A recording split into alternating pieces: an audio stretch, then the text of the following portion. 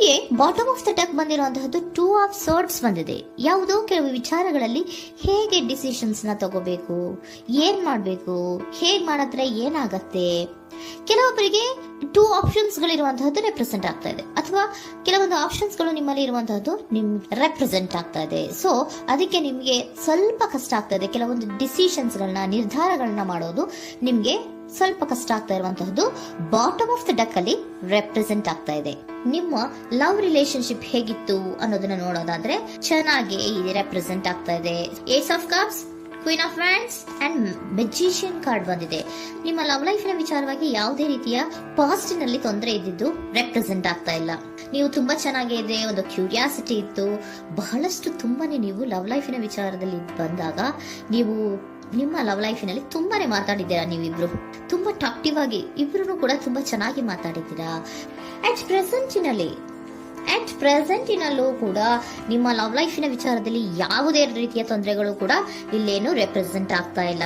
The empress card, the emperor and page of swords ಬಂದಿದೆ. ನಿಮ್ಮ love ಲೈಫಿನ ವಿಚಾರದಲ್ಲಿ ಒಂದು ರಾಜ ರಾಣಿ ತರ ರೆಪ್ರೆಸೆಂಟ್ ಆಗ್ತಾ ಇದೆ.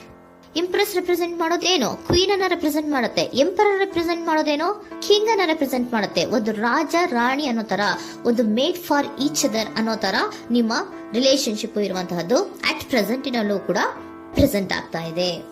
ಈಗಲೂ ಕೂಡ ಚೆನ್ನಾಗೇನೆ ಮಾತಾಡ್ತಾ ಇರುವಂತದ್ದು ಕೂಡ ರೆಪ್ರೆಸೆಂಟ್ ಆಗ್ತಾ ಇದೆ. ನಿಮ್ಮ ಲವ್ ಲೈಫ್ ನ ವಿಚಾರದಲ್ಲಿ ನೀವಿಬ್ರು ಚೆನ್ನಾಗೇ ಇದ್ದೀರಾ, ಮೇಡ್ ಫಾರ್ ಈಚ್ ಅದರ್ಸ್ ಅಂತ ಅನ್ನೋ ತರ ಇದೆ. ನೀವು ಬಹಳ ಶಾಂತತೆಯಿಂದ ಇದ್ರೆ ಅವರು ತುಂಬಾ ಪ್ರಾಕ್ಟಿಕಲ್ ಆಗಿ ಯೋಚನೆ ಮಾಡ್ತಾರೆ. ನೀವು ಒಂದಕ್ಕೊಬ್ರಿಗೂ ಹೊಂದಾಣಿಕೆ ಅನ್ನೋದು ತುಂಬಾ ಚೆನ್ನಾಗಿದೆ, ಯಾವುದೇ ರೀತಿ ತೊಂದರೆ ಇಲ್ಲ. ಈಗಲೂ ಕೂಡ ನೀವು ಅವಾಗ್ಲೂ ಹಿಂದೆನೂ ಮಾತಾಡ್ತಾ ಇದ್ರಿ, ಈಗಲೂ ಕ್ಯೂರಿಯಾಸಿಟಿಯಿಂದ, ಬಹಳ ಇಂಥ್ಯೂಸಿಯಾಸಮ್ ಇಂದ ಈಗಲೂ ಕೂಡ ನೀವು ಚೆನ್ನಾಗೇನೆ ಮಾತಾಡ್ತಾ ಇರುವಂತಹದ್ದು ರೆಪ್ರೆಸೆಂಟ್ ಆಗ್ತಾ ಇದೆ. ಯಾವುದೇ ರೀತಿಯ ತೊಂದರೆಗಳಿಲ್ಲ, ಸೂಪರ್. ಇಮಿಡಿಯೇಟ್ ಫ್ಯೂಚರ್ ಏನ್ ರೆಪ್ರೆಸೆಂಟ್ ಆಗ್ತಾ ಇದೆ? Immediate future the hierophant card, 9 of wands and star card represent ಆಗ್ತಾ ಇದೆ. ಕೆಲವೊಬ್ರು ಲವ್ ರಿಲೇಶನ್ಶಿಪ್ ಅಲ್ಲಿ ಇರುವಂತಹ ಕೆಲವೊಬ್ರು ಮಾತ್ರ ಇಮಿಡಿಯೇಟ್ ಫ್ಯೂಚರ್ ನಲ್ಲಿ ಕೆಲವೊಬ್ರು ಮದುವೆಗಳಾಗುವಂತಹ ಸಾಧ್ಯತೆಗಳು ರೆಪ್ರೆಸೆಂಟ್ ಆಗ್ತಾ ಇದೆ.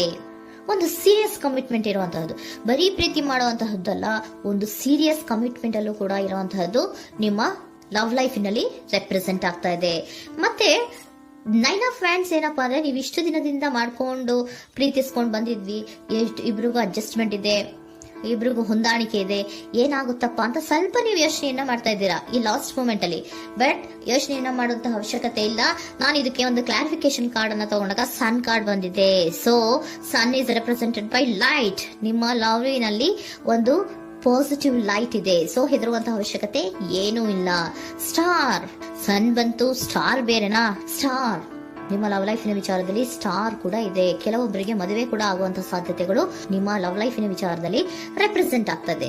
ಯಾವುದೇ ರೀತಿಯ ನೆಗೆಟಿವ್ ಆಗಿರುವಂತಹದ್ದು ಏನೂ ಬಂದಿಲ್ಲ, ಆಲ್ ಪಾಸಿಟಿವ್ ಕಾರ್ಡ್ಸ್ ಬಂದಿದೆ. ಲವ್ ಲೈಫಿನ ವಿಚಾರದಲ್ಲಿ ಯಾವುದೇ ರೀತಿಯ ತೊಂದರೆಗಳು ಇದ್ದ ಹಾಗೆ ಕಾಣಿಸ್ತಾ ಇಲ್ಲ.